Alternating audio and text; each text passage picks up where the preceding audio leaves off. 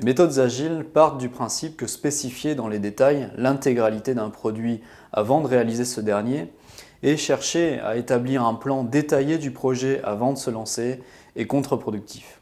Ça revient en fait à planifier dans les détails un trajet Paris-Narbonne en voiture, par les petites routes, spécifiant chaque ville et village traversé, l'heure de passage associée, chaque rue empruntée, dans les agglomérations, litres d'essence consommés, kilomètres parcourus, etc. Et les imprévus ne manqueront pas d'arriver, embouteillages, pluie, déviations, travaux, sens de circulation inversé, voire même la panne, rendant votre planification et vos spécifications très vite obsolètes.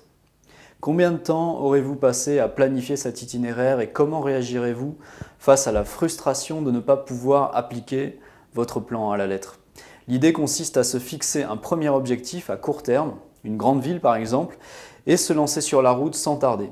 Une fois ce premier objectif atteint, on marque une courte pause et on adapte son itinéraire en fonction de la situation du moment.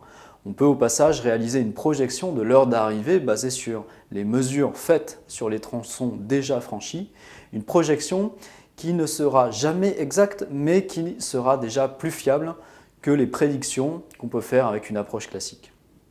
Car cette projection sera basée sur l'expérience. On parle donc d'approche empirique. Voilà, j'espère que cette petite métaphore vous aide à comprendre à minima la philosophie agile. On va voir par la suite quelle forme prend cette approche avec Scrum plus concrètement.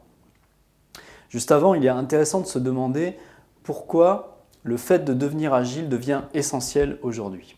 Et je trouve que cette citation de Jean-Pierre Chardon, qui est ancien PDG de Schneider Electric France, résume assez bien les choses. Il nous dit « L'entreprise doit avoir l'agilité du banc de poisson qui agit et réagit avec vitesse, simultanéité et précision. » Non pas que je m'en réjouisse, au contraire, mais dans un monde soumis à une compétition acharnée, avec notamment le phénomène de mondialisation, la capacité à s'adapter rapidement et collectivement est essentielle à la survie d'une entreprise.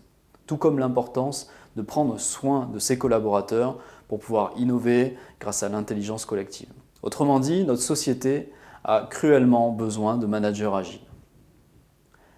Pour résumer, dans ce chapitre, nous avons vu que les méthodes agiles sont nées du constat que le cycle en V atteignait ses limites dans bien des cas, en particulier sur des projets complexes.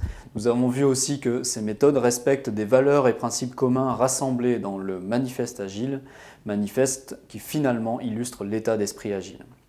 On a aussi pu voir que l'approche agile est une approche empirique et c'est ce qui fait l'objet d'un véritable changement de paradigme par rapport au cycle en V, dont l'approche est prédictive.